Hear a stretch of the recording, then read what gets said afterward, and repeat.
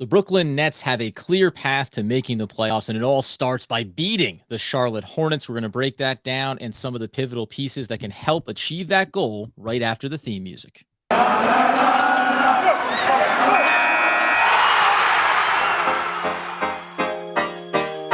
You are Locked On Nets, your daily Brooklyn Nets podcast. Part of the Locked On Podcast Network, your team every day.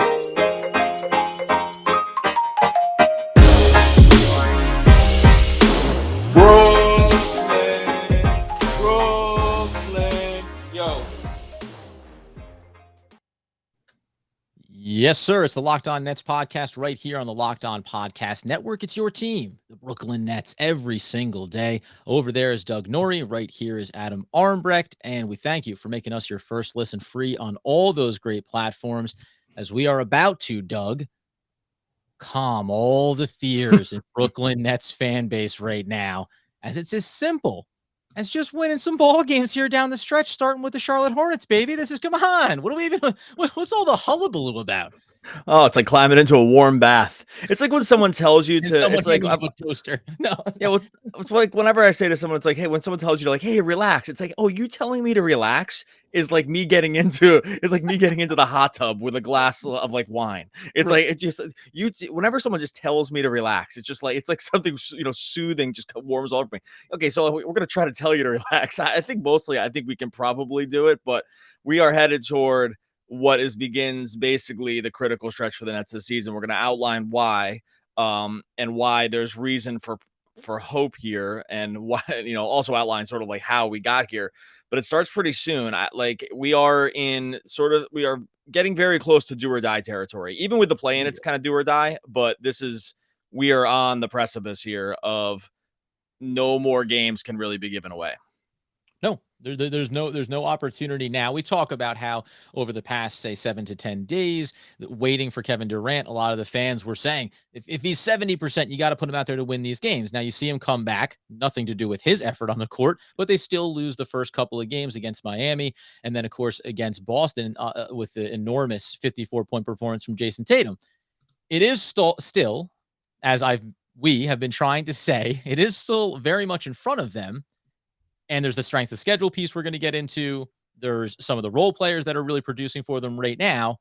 There's no reason to be concerned, provided that they win this pivotal game against the Charlotte Hornets, because it represents one of two matchups they have remaining with them. We obviously know they're right there in the standings with them. And this would just be the step one to get you out on the front foot of it against a team that, even though they are very much in the, they're in the same boat as you. They shouldn't be. We shouldn't be in the same boat as them. Yeah. But when you look at the Charlotte Hornets, they're a team that you just go, yeah, Miami, I get it. It wasn't a 100% team, but Boston, these are quality teams that we expected to be at the upper, tier of the Eastern Conference. The Charlotte Hornets have been a mediocre team all season long. They're the back end of the conference. They're not playing great basketball or winning games right now. This is if they lose this game, then you may see the first real tonal shift from me when it comes to the outlook of this season here with 17 games to go. Yeah, this game is critical. They have to win for a couple reasons. One, they already lost to the Hornets earlier in the season, so they're down in the season series. The reason this is important is because the difference between the 8th and 9th, and this even just ignores the Hawks, which we'll do for right now. Yeah. But the difference between the 8th and 9th game, just quick play-in refresher for everybody, is that the 7th and 8th team at the beginning of the play-in play each other. Whoever wins just goes to the playoffs as the 7th seed. Yes, so sir. You staying in that 7th or 8th game can just make it so it is an actual 1 and into the playoffs for you.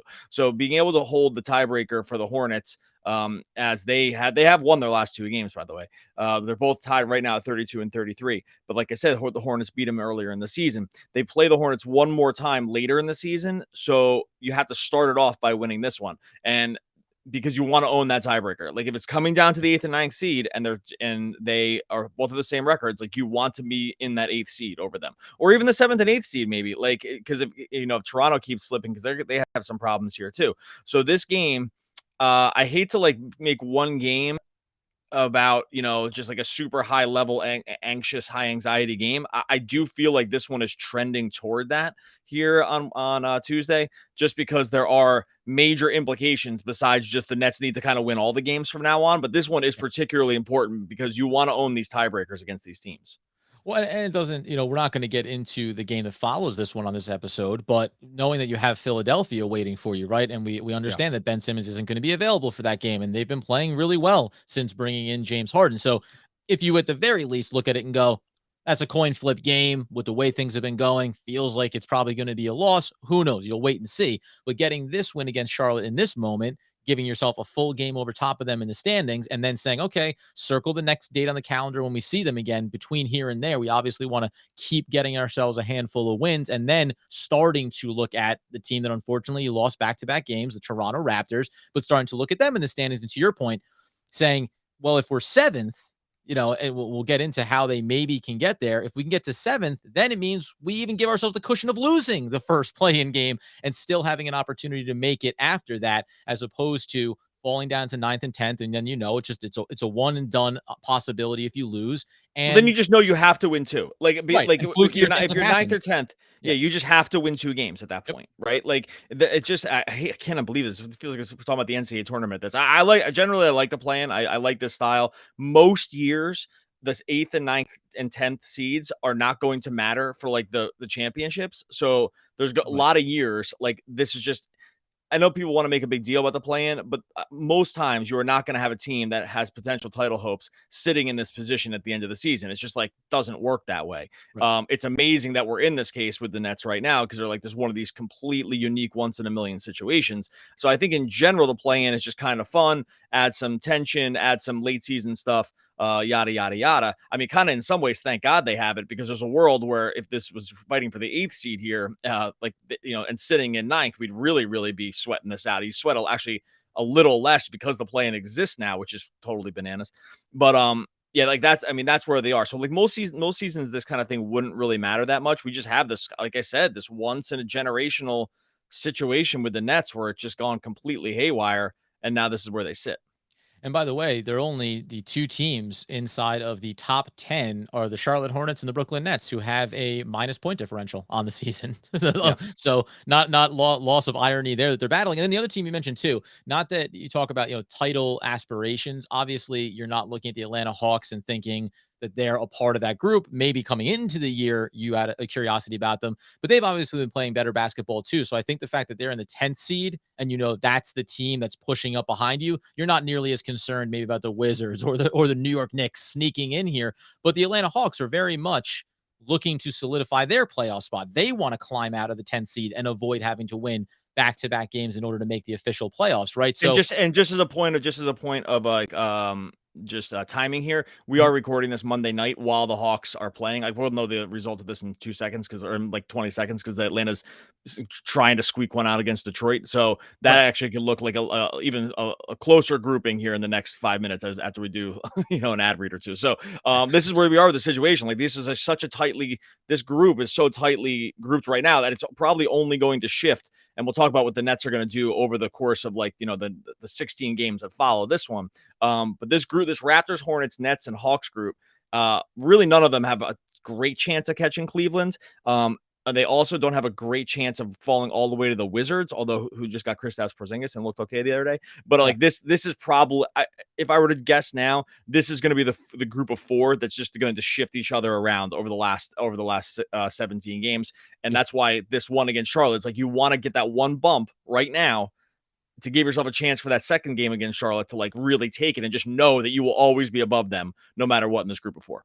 No, 100%. So, and listen, Toronto's obviously right there, and out of that group of 4, I'd say that's the team that I would prefer not to have to play in order to get into the playoffs on a 1-game scenario. And if I did, I'd like to have the cushion of knowing that even if I lost to them, I get to then wait for, at this point, say Charlotte and Atlanta to play themselves out and then take on the winner of that bracket. But it's weird, man. It's obvious. Let's close out on this. It's incredibly weird. Real quick, last thing. Sorry, I know you're going to do this, but I just want to. They're 2-2 against Toronto this year, so they're not playing again, and they have already won the season series against Atlanta. Right.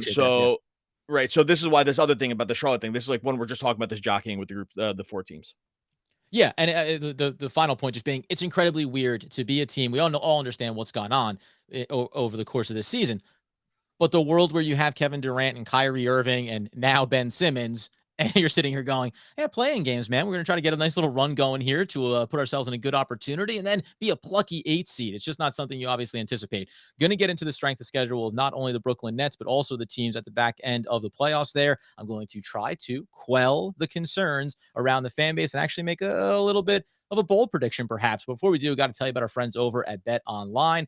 That's because football's over and in its off season now. We talk about basketball, though, being in full steam here as we head towards the playoffs. March Madness just around the corner for college hoops. And that means that all the latest odds, totals, player performance props, and where the next fire coach could potentially be, why trend negative? But it's all there for you on Bet Online. It's the number one spot for all your sports betting needs.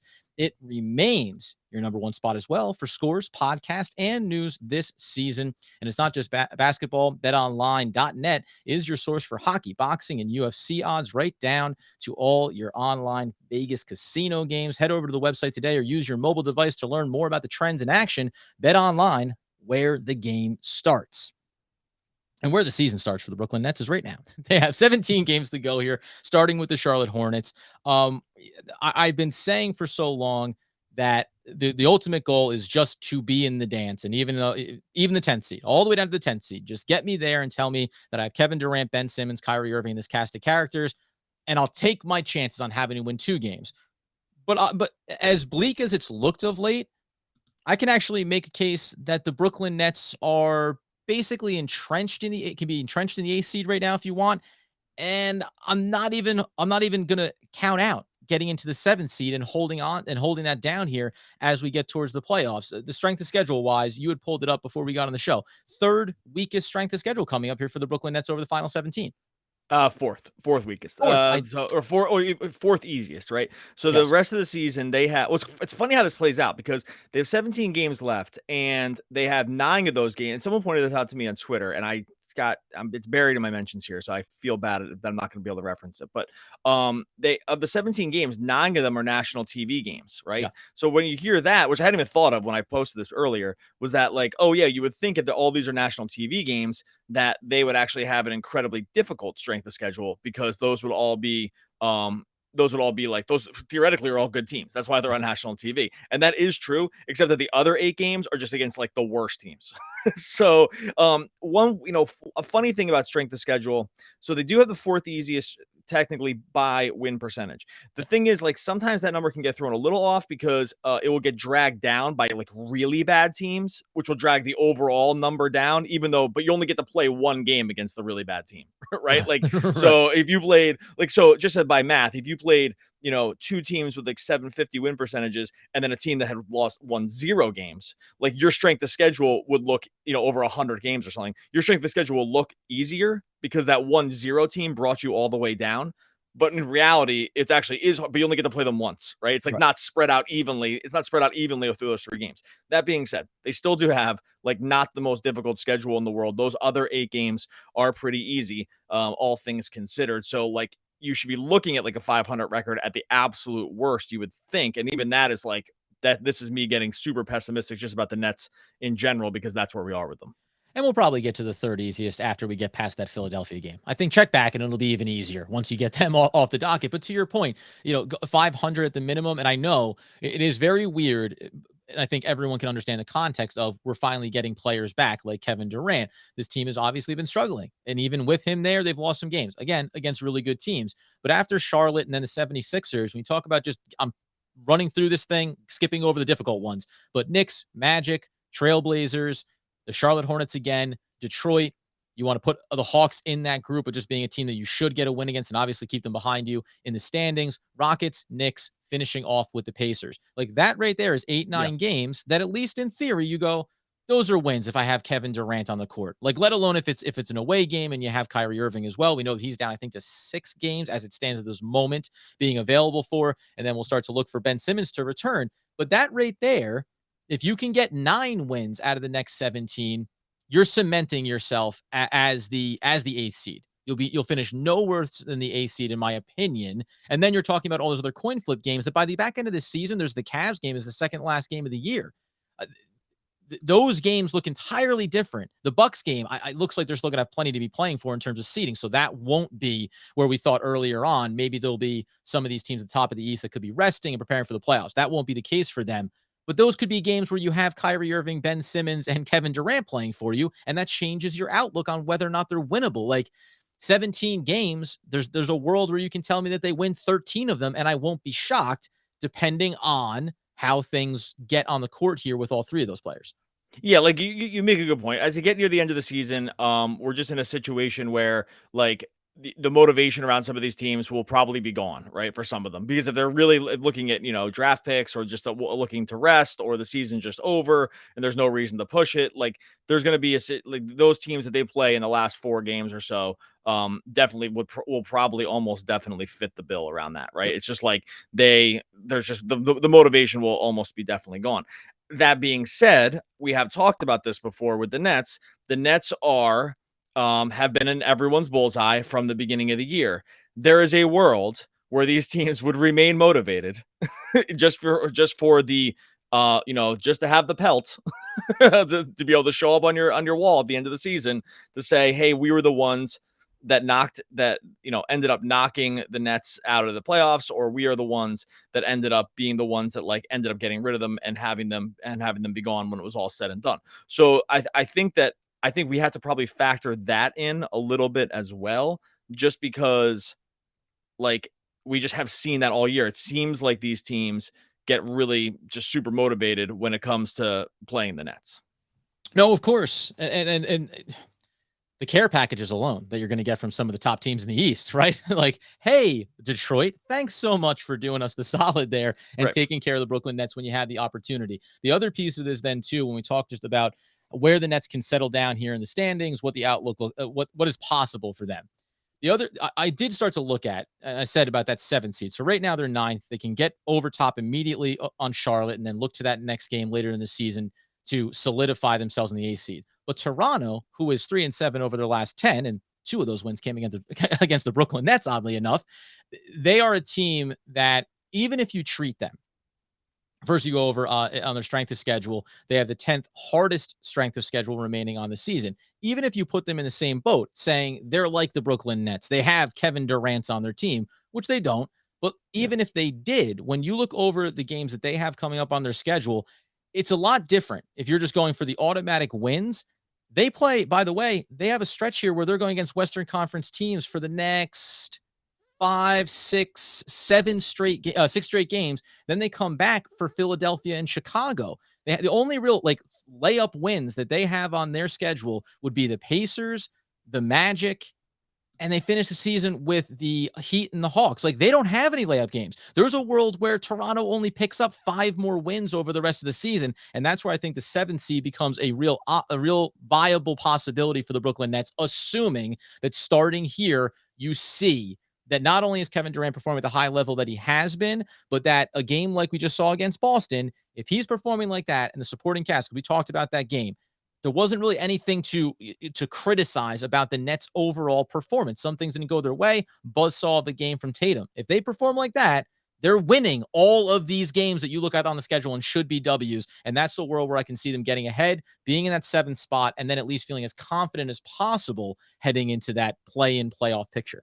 And we mentioned this in our previous podcast. They have the Toronto Raptors, that is, have issues too. Van Vliet is without a timetable return because of knee soreness. That's what happens when you play your guy 42 minutes a game. I mean, Kevin Durant just got like a rest, maybe without asking for it here, but like they ran these guys crazy minutes and now he's hurt. They also lost their backup point guard Malachi Flynn to a hamstring issue, so they have like one guard left on the roster, Gary Trent, and they played Scotty Barnes at point guard. So they're in a team that is right now dealing with like major health issues of their own. And probably I got distracted because I was watching this Atlanta Detroit game that just they shot free throws. They went to overtime, so I'm not gonna might not have the ending of it before the end of this thing. But if I'm looking at Toronto, I have to think, okay, trajectory wise, this is not a team that I'm as worried about, at least in their current status. I like if Van Vliet comes back healthy, then I change my mind, obviously. Sure. But when you hear no timetable around a guy, there's just no timetable. The Nets fans seem to know that those kind of words better than anybody. No, for sure. And again, even if they were 100% healthy, these are still difficult games that they're going to have. The Phoenix Suns are in there, the LA Lakers that are trying to surge, the Clippers that have been playing well. All of those teams there, it's like they could just turn around and go on a 6-game losing streak. And I'm not saying that they're going to, but this is where I think sometimes when you have this perspective that the sky is falling, understandably, with how difficult things have been for Brooklyn at times, you also have to look around the league and say, you can't presume that everyone else is just having a cloud nine scenario for themselves down the stretch. There's injuries, there's the teams they have to go against and what they're trying to accomplish, which all of a sudden does start to muck and mire this thing down. Where if the Nets can just play fairly consistent basketball, they should find themselves in a pretty good position. I want to get into not only superstar in Kevin Durant here, but also a key player we talked about from the previous game and really has been going on an incredible run since the trade in Bruce Brown. And we'll get to that in just 1 second. But first, we're going to tell you thanks for making us your first listen of the day. Locked On Nets. We know you love it. Now make your second listen Locked On NBA. It's all the Locked On experts covering the biggest stories from around the NBA every Monday through Friday in less than 30 minutes. It's free, just like our show, and available on all those great platforms. Before we get to the sensationalism that is one Bruce Brown, I do just want to throw it out. The last game against Boston, Kevin Durant joined the 25,000 point club, to which he responded in the post game, I should be at 30. We'll see where I end up. But this is a dude who's not satisfied, never going to be satisfied. But in addition to that, the Nets put out, Kevin Durant also joined one of only 2 other players, so 3 total in NBA history, to record 25,000 points, 5,000 rebounds, 1,000 steals, 1,000 blocks, and 1,000 threes in their career, which he is far from being done with. This is my number one reason why I feel like the Brooklyn Nets are in a good spot, because you have this guy, a guy who only Dirk Nowitzki and LeBron James are in his company of having accomplished this thing in his career. I know it doesn't mean anything to this season per se, but it's certainly better to have this guy than not have him when you have 17 games and the playoffs in your mind. Oh, we just have to have this. By the way, we just have to have this guy in the playoffs. Like a season where he's healthy at the end of the season and he doesn't play in the playoffs is an absolute crime. So that's just the other reason. Like, make it happen. I'm all for just we can cook something. NBA, figure it out. Like, make it happen. I don't know. It's so funny too. If you don't think that Adam Silver and the NBA are like, listen, there's whatever. Maybe we'll have Calvin Ridley try to put some money on this game and sway the better, sway the rest. Buddy. It's never too soon. He's not a net. That you think they want to have the Charlotte Hornets make it over the Brooklyn Nets? You think they want to have the Toronto Raptors make it over the Brooklyn Nets? No. We're not calling for the NBA. We're not calling for the NBA to do something untoward. Believe me, that's not there's no implications about that. I'm just saying. No, and even John Q. Public, John Q. generic NBA fan doesn't want any other team. Even if you hate the Nets and you hate Durant, you hate Kyrie, you still want them to make it just so you can laugh were they to lose or get knocked out, right? So from a storyline standpoint, everybody wants to see the Nets, obviously, and Kevin Durant there. Yeah, 100%. All right, let's talk a little about Bruce Brown, because we kind of mentioned him the other day on a previous podcast, and we're just talking about sort of what he's brought to the table here. And sometimes when in the course of talking about a game, Bruce Brown's not going to be the first guy you bring up usually, just because it's a Durant thing. It's Tatum drops 54. At least the story. You're always going to talk about Kyrie if he played well or not. This is just going to be just in terms of hierarchy, unless short of him hitting a buzzer beater, he's very rarely going to be at the top of who you probably talk about for a game. Oh, sure. But it's really hard to ignore. He's been so good. Basically since the trade deadline, but probably from a little bit before, really basically ever since he rejoined the starting lineup in earnest, right? And I'm going to put that somewhere around the February 8th, right? That's around where he played 32 minutes on the 8th in the loss against Boston, and that's around where he rejoined the team. But man, the tale of 2 seasons for this guy has been so stark. He's been so important for what they've needed to do, and he's just an example. I'll give a couple stats here in a second, but he's just an example of he brings. I hate to use the word intangible because it's usually too ephemeral to really get a handle on what you mean by that. And by the way, there are real stats to just say that these are just good stats, so whatever. But he brings, his game gets opened up so much around the energy piece becomes so important when you are playing with guys like Durant and Kyrie, and that can give you a little spacing. But we've both seen it, right? I'll do the stats in a second. But we've both seen this. I don't want to call it a transformation, but it's more about this is what we saw from the best of him last year. This is why we were oh yeah, the Nets need to bring him back. He's very important to this team in a way that other teams are going to have a hard time probably hammering down in an offseason about what he would bring. And after a year of just sort of being buried for long stretches of time over the course of the season, all of a sudden, he's just like integral to what they're doing right now. Yeah, and it's been pretty impressive too, because one of the things, remember, coming out of the offseason, Kyle Korver joined the staff. Nick Claxton mentioned him as being someone who helped him at the free throw line, and he's essentially been working with all the guys that you want to see knocking down those perimeter shots. At first glance, I thought, well, you move on from James Harden, and maybe that you get past the trade deadline. And I know we're talking about a little bit before that as well, but that maybe just feels like, oh, that was a close one. I could have been one of the guys that they were looking to move here to bring in somebody else. So there's a confidence piece to that. The other part of it, though, to me is, remember, like, when Joe Harris goes down after 14 games this season, we always talk about how, well, he's a really important piece to what the Nets want to accomplish. He's a perimeter shooter, etc. But then after that, they didn't have anyone replace him.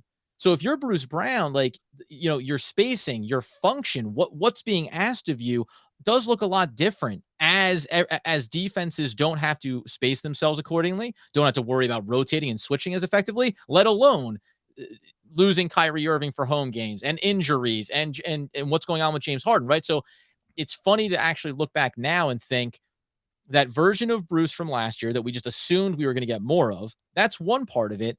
But then also the evolution of him, because now he's been knocking down. I know it's only since around the trade deadline. He's also been knocking down some perimeter shots more effectively as well. Like, I think that was the next not phase effectively, of the game. like super efficiently. Consistently, like where he can be relied upon now. It needs to be the corner. That's where Bruce likes his buckets, and that's fine. But the fact that he's now doing that, like, I think that was the next phase of when everyone was talking about the players that weren't performing up to the level we expected them to be from last year to this year, and who should be traded and get this $4.7 million contract out. The Nets, I've always loved him. Like, the coaching staff always glows about him. Teammates glow about him. But I think you're finally seeing it. And it's so difficult with everything else that went on. It's easy to point at a Bruce Brown or any role player and say, well, this dude's part of one of the biggest parts of the problem. But now, as you see them get healthier and healthier and add in shooters like Seth Curry, who Bruce Brown has had an absolute connection with since he came over, now you're seeing Bruce Brown just get settled back into his zone. It's phenomenal. It's phenomenal. And he's probably going to be as critical as any of these role players when we talk about what the Nets want to do down the stretch and into the playoffs. So over the last 10 games, this is from the 12th on, which is where I just sectioned off this query real quick. And that's basically where, like, I know I said the 8th before, but I'm gonna switch it up 2 games to where he started against Miami on the 12th. From that game on, that's a 10-game stretch. Bruce Brown is averaging 14 points, 6 rebounds, 3 assists, 1.6 steals, which is like amazing. And then he's taking 2.4 3-pointers per game, and he's knocking down at a 50% rate. Yes, sir. Like, that is everything and more you could ever ask for the guy. And he's not a 50% 3-point shooter, so it's definitely run hot from beyond the arc.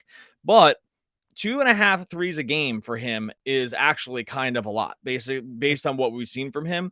And the fact that he's actually had to keep defenses honest with his ability to make them is so important, because that was like the last piece of the puzzle for him, right? It's like we know he can get into the lane. We've heard the word short roll because we've seen it a million times over the course of the season. He can flash to the foul line, and then he passes really well out of it, and he actually has like I would just call it an excellent floater. It's not even a good floater. He just is one of the better floaters in all of basketball. He can finish over guys that are much, much bigger than him. All that is great. And we know, even without the steals, which is just like adds a nice little number behind what you can already see with your eyes, is that he's critical to what they need to do on defense too, in terms of guarding other guards, because they're pretty small there. So, but then he's gotten better on defense too. Like, his defense is ramped up here as well. Like, he's doing everything better over this stretch. Totally. And so now, if you add the part where he actually can shoot the 3 even at a respectable level, well, now you have a guy that actually could play like some playoff games. Yeah. Like, this is turned into something totally different. And so just that little mini evolution over the last 10 days is something that's been really important, that I'm hoping that keeps going. It's a confidence thing. A lot of this, I think, is confidence. I mean, some is just opportunity and just the ability to get good looks, which he's always going to get when you share the court with Kyrie and KD. But this ability to be able to kind of capitalize on what's happening here also makes me somewhat confident that he could actually play along with Ben Simmons as well. Because I think my concern with Ben Simmons was, okay, that's maybe the end of Bruce Brown, because those guys are going to do very similar things. Ben Simmons just like is that, and just stands at like 6'10". Yeah. He's Bruce Brown, who's a way better defender and is basically like in a power forward's body instead of what Bruce Brown is, like a shooting guard's body. But now that if he can actually space the floor even a little bit, I think there's a world where you can actually play them together. And then defensively, at least from a point of attack defense piece, like that is actually a really good, like, bother opposing ball handler grouping. And so, yeah, I just got to give him props, man. He's been so good. I was shocked by when I looked at what the 3-pointer percentage was. I knew he had hit more, Yeah. but I just never like actually looked at like what the actual number was. Yeah, 50% on 2.5 threes a game over a 10-game stretch. Small sample size, sure, but if he can give you 2 of 5, like Andre Drummond isn't going to go out and shoot 2.5 threes a game, right? Like I'm just going to make a guy up, like right, and like, confuse you into thinking, here we go. Right. I know that's a stupid example, but you get my point. Like you have to be able to do something. It comes from somewhere to be able to hit those. So yeah, just kudos to him. He's been really, really important for what they've been trying to do. And the other big piece to me, just to wrap it up on him, we'll get out the door, and obviously we'll come back in after the Nets take care of the Charlotte Hornets and solidify themselves in the playoff picture. Like the confidence. Yeah. I'm bullish at this point. Is that since the trade too, and we're waiting for Ben Simmons, but even with Kyrie and with Seth Curry, like the Nets have been leaning more and more now with Dragic as well into a smaller ball lineups. They want to get out and run. They want to go in transition. Bruce Brown can be a part of that as well. And I think to your point on Ben Simmons, he's going to be someone that wants to push the tempo and push the pace, and Bruce Brown can play off of that. And with a higher level of reliability, like you said, with that floater, that's more reliable than anybody else you have, shy of, LaMarcus Aldridge at the 5 or something inside of the mid-range game. But Bruce Brown has proven himself to be more reliable and consistent inside of that role. So hopefully it remains for him, because to your point, this would be a turnaround for him over the back end of the season, making it possible for us to think that the Nets can keep as much defense on the court as possible come playoff time, something that they've certainly sacrificed and moved away from in this effort to acquire more talent. 100%. So I like the confidence with the Charlotte piece. It looks like second to last game of the season against the Cavs. We'll talk about that later too, friends. I'm not saying the 6th seed is off the table. Watch out. Here we go. Looks like it's gonna do the Nets a little. Oh, they just hit a 3. Every time I'm about to say something about this game ends, they do something that kind of gets them back into it. So hopefully Detroit's able to hold on here in overtime. In the meantime, make sure you subscribe over on YouTube. We really love the numbers that we're doing over there. Love the comments, as we say every single day. Like and subscribe to the podcast wherever you listen. Oh, sure. From one Bruce to another. In order to taste my cup of water, you must first empty your cup. My friend, drop all your preconceived, fixed ideas and be neutral. Do you know why this cup is so useful? Because it is empty. Bruce Lee. Oh, one of the all-time great poets, R.I.P. We'll be back again tomorrow talking more Brooklyn Nets basketball.